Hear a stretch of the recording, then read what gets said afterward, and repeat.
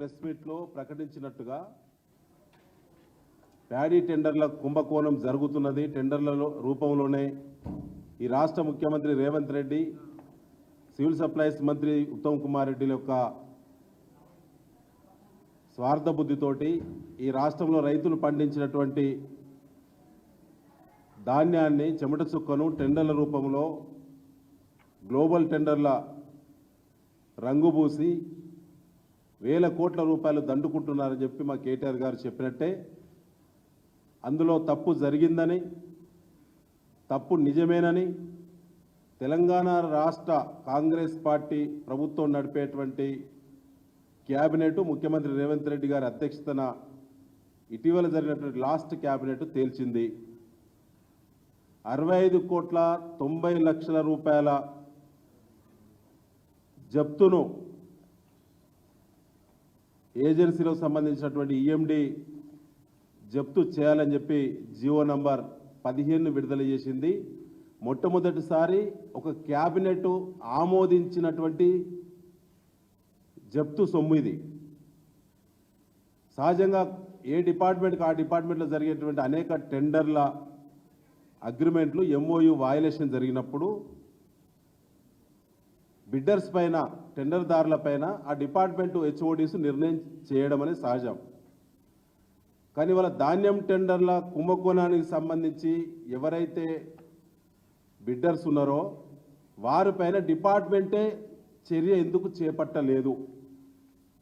Department చెందినటువంటి మంత్రి ఉత్తమ్ కుమార్ రెడ్డి గారు, కమిషనర్ డిఎస్ చౌహాన్ గారు, ఆయన ఐపీఎస్ అధికారి, సీనియర్ అధికారి, మీరు ఎందుకు చర్యలు చేపట్టకుండా ఆ ఫైలు కేబినెట్కు ఎందుకు వెళ్ళిందో సమాధానం చెప్పాలి. ఒక కేబినెట్ ధాన్యం టెండర్ల సమస్య పైన కేబినెట్ చర్చించి ఆ టెండర్దారులు చేసేటువంటి అనేక చట్ట వ్యతిరేక లేదా అగ్రిమెంటును ఉల్లంఘించినటువంటి కారణాలకు గాను 65,90,00,000 రూపాయలు జప్తు చేయాలని క్యాబినెట్ తీర్మానించాల్సినటువంటి అవసరము ఏమొచ్చిందో ముఖ్యమంత్రి రేవంత్ రెడ్డి, ఉత్తమ్ కుమార్ రెడ్డిలు సమాధానం చెప్పాలి ఈ రాష్ట్ర ప్రజలకు అని చెప్పి బీఆర్ఎస్ డిమాండ్ చేస్తూ ఉన్నది. అందులో దొంగతనము, డొల్లతనము. మీ పార్టీ 100 కోట్ల రూపాయలు మీ ద్వారా మీరు వసూలు చేసి, టెండర్ల ఎవరైతే అగ్రిమెంట్ ఉన్నారో వాళ్ళ ద్వారా మీరు వసూలు చేసి ఆ సొమ్మును మొత్తం కూడా మీరు పంచక తిన్నారు. కాబట్టే ఢిల్లీ అధిష్టానం దగ్గర దాకా ఇందులో వాటాలు ఉన్నాయి. కాబట్టే ఢిల్లీ పెద్దల ఒత్తిడి మేరకే క్యాబినెట్కు ఆ ఫైల్ పోవాల్సి వచ్చింది. ఇది నిజము. ఇవాళ 385 కోట్ల రూపాయల ఈఎండి, అది సెక్యూరిటీ డిపాజిట్ కూడా అంటారు. 385 కోట్ల రూపాయల ఈఎండి మీ వద్ద ఉన్నప్పుడు బిడ్డర్స్ నుంచి కేవలం 65,90,00,000 రూపాయలు మాత్రమే ఏ విధంగా జప్తు చేస్తారో సమాధానం చెప్పాలి. సహజంగా ప్రభుత్వం మధ్యలో, బిడ్డర్స్ మధ్యలో ఎక్కడైనా ఎంఓయు ఉన్నప్పుడు, వర్క్ కంప్లీట్ కానప్పుడు, ఎంఓయు వయలేషన్ జరిగినప్పుడు, అవినీతి జరిగినప్పుడు, సకాలంలో పని చేయనప్పుడు, నిబంధనలు ఉల్లంఘించినప్పుడు, క్వాలిటీ మెయింటైన్ చేయలేని సందర్భం వచ్చినప్పుడు ఈఎండి ఎంతైతే చెల్లిస్తారో సంపూర్ణంగా జప్తు చేసేటువంటి అధికారం ప్రభుత్వానికి ఉన్నది. గతంలో ఉమ్మడి ఆంధ్రప్రదేశ్ ఉన్నప్పుడు కానీ, ఇవాళ తెలంగాణ రాష్ట్రం వచ్చిన తర్వాత కానీ ఈ ఒక్క డిపార్ట్మెంటే కాదు, అనేక డిపార్ట్మెంట్లు అనేక సార్లు ఎన్నో టెండర్లు జరుగుతాయి రోజు కోకొల్లలుగా. ఎక్కడైనా వయలేషన్ జరిగినప్పుడు ఈఎండి ఫోర్ఫిట్ అంటారు, ఈఎండిని జప్తు చేయాలంటారు. కట్టిన ఈఎండి మొత్తం జప్తు చేయకుండా 385 కోట్లు కేవలం ఇలా దాదాపుగా 66 కోట్లకే జప్తు చేయడానికి కేబినెట్ ఆమోదించాల్సిన అవసరం ఏమొచ్చిందంటే మిగతా 320 కోట్ల రూపాయలు ఈఎండి జప్తు కాకుండా ఆ బిడ్డర్స్కు లబ్ధి చేకూర్చడానికి క్యాబినెట్ మొత్తం కూడా ముఖ్యమంత్రితో సహా ఈ అవినీతిలో మీరు వాటాదారులు. కాబట్టి ఆ సొమ్మును గతంలో పార్లమెంట్ ఎన్నికల ముందే టెండర్ల రూపంలో ఆ డబ్బులను, ఆ సొమ్మును కాంగ్రెస్ పార్టీ తిన్నది. కాబట్టి ఇవాళ లబ్ధి చేకూరుస్తున్నారు. అదే కాకుండా టెండర్ విలువ కంటే ఒక టన్నుకు 2,230 రూపాయలు అదనంగా వసూలు చేసిన వాళ్ళు, బ్యాంక్ అకౌంట్స్ ద్వారా 722 ట్రాన్సాక్షన్స్ జరిగినాయి ఈ రాష్ట్రంలో బిడ్డర్స్ ద్వారా మిల్లర్స్ మధ్యలో. అవన్నీ కూడా హైకోర్టులో పిల్లు వేసినప్పుడు ఆధారాలు పెట్టినాం. కేంద్ర రాష్ట్ర దర్యాప్తు సంస్థలకు మా రాష్ట్ర పార్టీ తరఫున పోయి బృందం పోయి ఆధారాలు ఇచ్చినాం. ఏమి దాపరికం లేదు, వారు కొత్తగా ఎంక్వైరీ చేయాల్సిన అవసరం కూడా లేదు. ప్రభుత్వం అన్ని ఆధారాలు బీఆర్ఎస్ పార్టీ సేకరించింది. ఇప్పటి వరకు కాంగ్రెస్ పార్టీ రోషం ఉన్నోడు రేషం ఉన్నోడు ఈ రాష్ట్రంలో ఒక్కడంటే ఒక్కడు కూడా మాట్లాడటం లేదు. క్యాబినెట్ మొత్తం చర్చించాల్సినటువంటి ప్రాధాన్యత గల అంశము ఈ ధాన్యం టెండర్ల కుంభకోణం అంశం. ఐటమ్ ఆ సీరియల్ నెంబర్లో చేర్చిన ఆ ప్రాధాన్యత చూస్తే మరి ఎందుకు బహిరంగంగా బయటకు వచ్చి మాట్లాడతలేరు? క్యాబినెట్ యొక్క వివరాలను బయటికి చెప్పినప్పుడు సంబంధిత మంత్రులు ఎందుకు ఆ ధాన్యం టెండర్ల కుంభకోణానికి సంబంధించి 66 కోట్ల రూపాయలే జప్తు చేయాల్సిన అవసరం వచ్చిందని చెప్పి ఎందుకు చెప్పలేకపోతున్నారు? ఇప్పటివరకు దీని మీద సంబంధిత మంత్రి ఉత్తమ్ కుమార్ రెడ్డి గారు ఒక్కసారి కూడా ప్రెస్ మీట్ పెట్టకుండా దొంగల్లా తేలుగుట్టిన దొంగల్లా ఎందుకు తప్పించుకు తిరుగుతున్నాడు? రోజు టీవీల్లో పత్రికలో అవపడేటువంటి వీళ్ళందరూ కూడా ఎందుకు ఈ ధాన్యం కుంభకోణం మీద ఎందుకు మాట్లాడతలేరు? గల్లీ నుంచి ఢిల్లీ వరకు ఉన్నటువంటి కాంగ్రెస్ పార్టీ నాయకులు రోజు ఎక్కడో ఒక దగ్గర మీడియాకు అందుబాటులో ఉంటారు కదా. ఈ రకంగా ఆరోపణలు బీఆర్ఎస్ పార్టీ పదే పదే చేయడంతో పాటు కేంద్ర రాష్ట్ర ప్రభుత్వాల పరిధిలో ఉన్న ఏజెన్సీలను సంప్రదించి కంప్లైంట్ చేసినప్పుడు ఎందుకు మాట్లాడలేకపోతున్నారు? అంటే మీరు రెడ్ హ్యాండెడ్గా అన్ని సాక్ష్యాలతో సహా ఈ కుంభకోణం మీరు చేసినట్టు అది నిలబడ్డది కాబట్టి దాని నుంచి తప్పించుకోవడానికి కంటి తుడుపు చర్యలో భాగంగా మీరు సుమారుగా 66 కోట్ల రూపాయలు మాత్రమే జప్తుకు మేము చర్యలు చేసినాము అని చెప్పడానికి మీరు ప్రయత్నం చేస్తున్నట్టు అవపడతా ఉన్నది. ఇందులో 2 ఏజెన్సీలకి 66 కోట్ల పెనాల్టీ విధించారు. ఒకటి కేంద్రీయ బండార్, రెండోది నాకాఫ్ అనేటువంటి సంస్థలకు మీరు చర్యలు చేసినట్టు ఈ జియోలో స్పష్టంగా చెప్పడం జరిగింది. అయ్యా మరి టెండర్ వేసినటువంటి వాళ్ళు 4 అయితే ఇద్దరికే పెనాల్టీ ఎందుకు వేసిళ్ళు? ఆ మాత్రం కూడా కంటి తొడుపు చర్యలో భాగంగా మిగతా 2 ఎక్కడ మాయమైపోయిళ్ళు అనంటే వాళ్ళు 90 రోజుల్లో ఈ రాష్ట్ర ప్రభుత్వానికి 8,000 కోట్ల రూపాయలు చెల్లించాల్సి ఉండగా 700 రోజులకు వచ్చినా కూడా సుమారుగా ఇప్పటి వరకు కూడా 50% డబ్బు కూడా చెల్లించలేదు. 90 రోజుల్లో చెల్లించాల్సినటువంటి రావాల్సినటువంటి 8,000 కోట్ల రూపాయలు ఇవాళ దాదాపుగా 20 నెలలు దాటి 21 నెలలు దాటుతుంది. ఇప్పటి వరకు కూడా డబ్బులు 50% కూడా చెల్లించకపోవడం ద్వారా మిగతా 4,000 కోట్ల రూపాయలకు ఈ 20 నెలల వడ్డీ దాదాపుగా 1,210 కోట్ల రూపాయలు అయింది. 1,210 కోట్ల రూపాయలు ఇవాళ రాష్ట్ర ప్రభుత్వానికి లాస్ వస్తున్నది, రైతులకు లాస్ వస్తున్నది.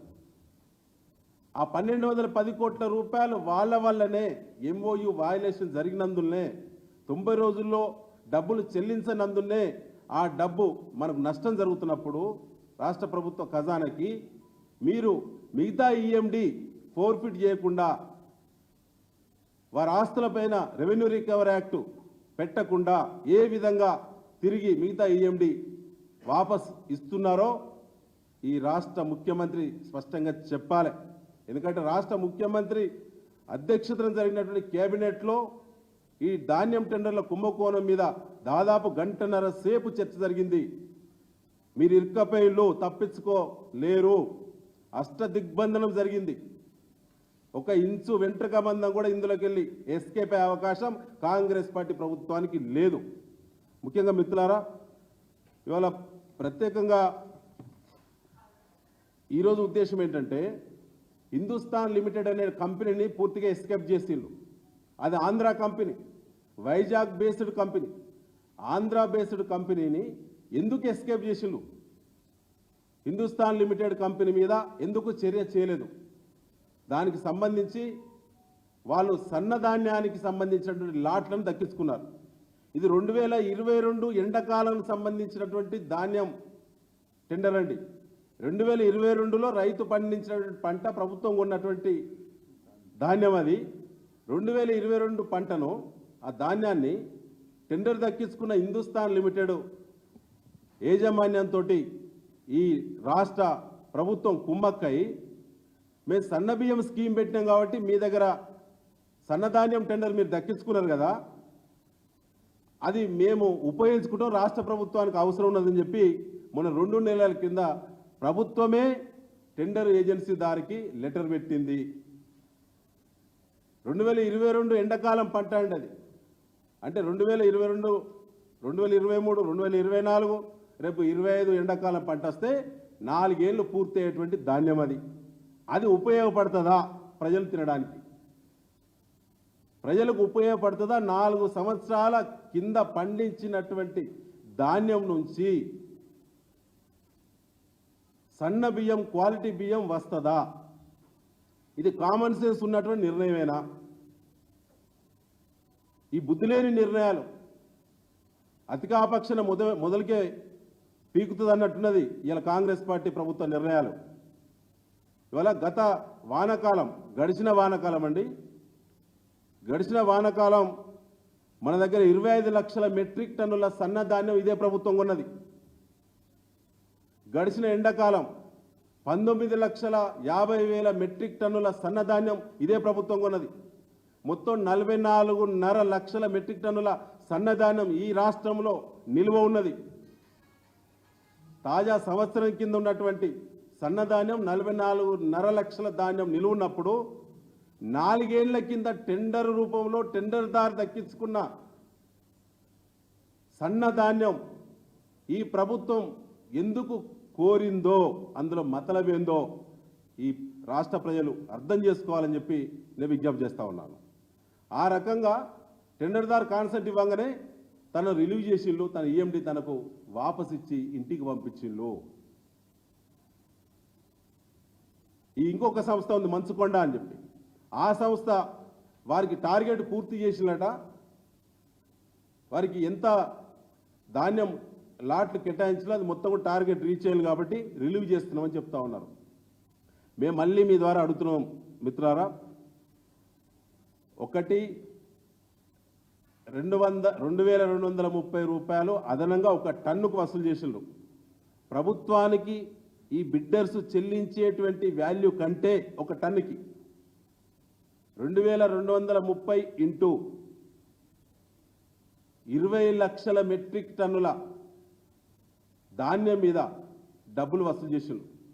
460 కోట్లకు సుమారుగా దగ్గరకు వచ్చింది. అకౌంట్ల ద్వారానే వసూలు చేసిండ్రు. మిల్లర్ల నుంచి బిడ్డర్స్ అకౌంట్లకు వచ్చింది. అవన్నీ కూడా జమ చేసే 755 పేజీల కంప్లైంట్ను హైకోర్టు సీజే ముందు పిల్ నంబర్ 34/24 మీద పిల్ దాఖలు చేయడం జరిగింది. అటు కోర్టు 20 మాసాలుగా ఎదురు చూస్తుంది, నోటీసులు సర్వ్ చేసి కౌంటర్ దాఖలు చేయడం లేదు. అసెంబ్లీలో మా కేటీఆర్ గారు, హరీష్ రావు గారు అనేక సార్లు ప్రశ్నలు సంధించిండ్రు.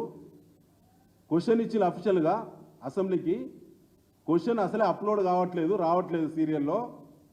ఇన్ఫర్మేషన్ యాక్ట్ కింద కమిషనర్ సివిల్ సప్లైను మేము అనేక సార్లు లెటర్ పెట్టి 5 సార్లు ఇన్ఫర్మేషన్ యాక్ట్ పెట్టినా ఆన్సర్ చేయటం లేదు. కోర్టుకో కౌంటర్ చేయట్లేదు. 18 వాయిదాలు తీసుకొని తప్పించుకుంటున్నారు. అసెంబ్లీలో క్వశ్చన్ ఇస్తే క్వశ్చన్ అప్లోడ్ కావట్లేదు. ఇన్ఫర్మేషన్ యాక్ట్ కింద అధికారులను అడిగితే వాళ్ళు రెస్పాండ్ కావటం లేదు. కానీ అక్రమ వసూళ్ళు అయితే సంపూర్ణ దశకు చేరింది ఈ రాష్ట్రంలో. కాబట్టి మేము మీ ద్వారా రాష్ట్ర ప్రజలకు మేము కోరుతా ఉన్నాం, బీఆర్ఎస్ పార్టీ డిమాండ్లు ప్రత్యేకంగా ఇవాళ 450 కోట్ల పైబడి అక్రమ వసూళ్లు ఒక టన్నుకు 2,230 రూపాయలు ఇంటూ 20 లక్షల టన్నుల డబ్బును అకౌంట్ల ద్వారానే వసూలు చేసిండ్రు. కాదనే కాంగ్రెస్ మొగోడు ఈ రాష్ట్రంలో ఒక్కడు కూడా లేడు. రెండోది 385 కోట్ల ఈఎండి ఫోర్ఫిట్ చేయాలి. ఫోర్ఫిట్ అంటే జప్తు చేయాలి. 385 కోట్ల ఈఎండి ఫోర్ఫిట్ చేయకుండా ఎక్కడైనా తగ్గించి 65 కోట్ల ఈఎండే ఎందుకు ఫోర్ఫిట్ చేసిందో సమానం చెప్పాలి. ఈ డబ్బంతా కక్కాల్సిందే ముఖ్యమంత్రి రేవంత్ రెడ్డి, ఉత్తమ్ కుమార్ రెడ్డిలు, రాష్ట్ర అధికారులు, జిల్లా స్థాయి అధికారులు, టెండర్ ఏజెన్సీలు వీళ్ళందరూ కూడా కుమ్మక్కై ఈరోజు ఈ డబ్బును కొలగొట్టడం జరుగుతూ ఉన్నది. ఒకటి వడ్డీ రూపంలో 1200 కోట్లు 1210 కోట్లు నష్టపోయినాం. ఇవాళ ఈఎండి కానీ అక్రమ వసూళ్లు కానీ ఇవన్నీ కూడా మనం ఇవాళ లెక్కేస్తే ఇది 860 కోట్లు ఈ రకంగా దోపిడీ జరుగుతూ ఉన్నది. అంటే చూడండి ఎక్కడ దాకపోయింది ఈ ఇష్యూ. మనం బయట పెట్టిన సందర్భంగా 1100 కోట్ల నష్టం అంటే ఇవాళ 2000 కోట్ల వరకు ఇవాళ నష్టం వాటిల్లింది. ఇందులో దోపిడీ ఉన్నది, నిర్లక్ష్యం ఉన్నది, వసూళ్లు ఉన్నాయి, అన్ని రకాల మరి తప్పులు జరిగినాయి. కాబట్టి ఇవాళ మేము డిమాండ్ చేస్తున్నాం బీఆర్ఎస్ రాష్ట్ర పార్టీ దీనిపైన నిజంగా రేవంత్ రెడ్డి, ఉత్తమ్ కుమార్ రెడ్డిలకు వాటాలు లేకుంటే, మీ కేబినెట్లో ఉన్నటువంటి మంత్రులకు వాటాలు లేకుంటే మీరు జ్యుడిషియరీ ఎంక్వైరీ వేయాలని బీఆర్ఎస్ పార్టీ డిమాండ్ చేస్తా ఉన్నాం. అన్ని రకాల ఆధారాలు పెడతాం. అసెంబ్లీకి చర్చకు రాదు, కోర్టులో కౌంటర్ చేయరు, ఇన్ఫర్మేషన్ యాక్ట్ పెడితే ఆన్సర్ చేయరు.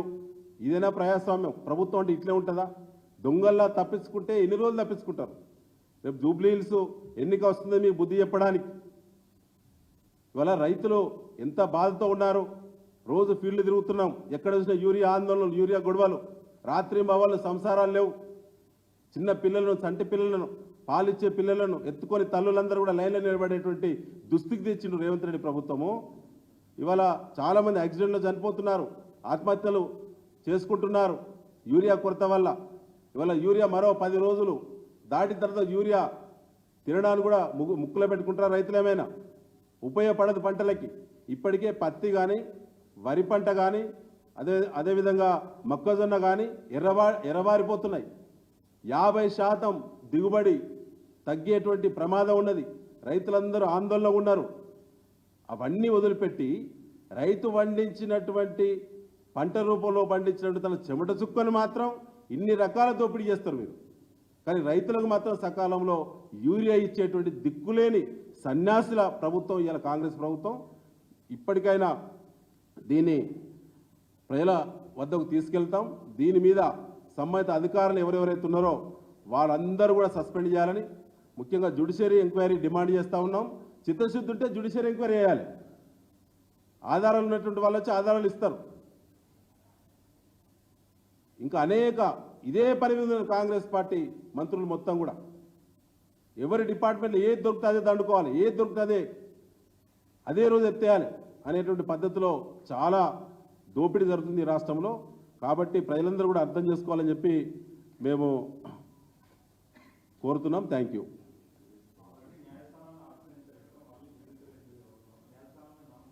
రైట్.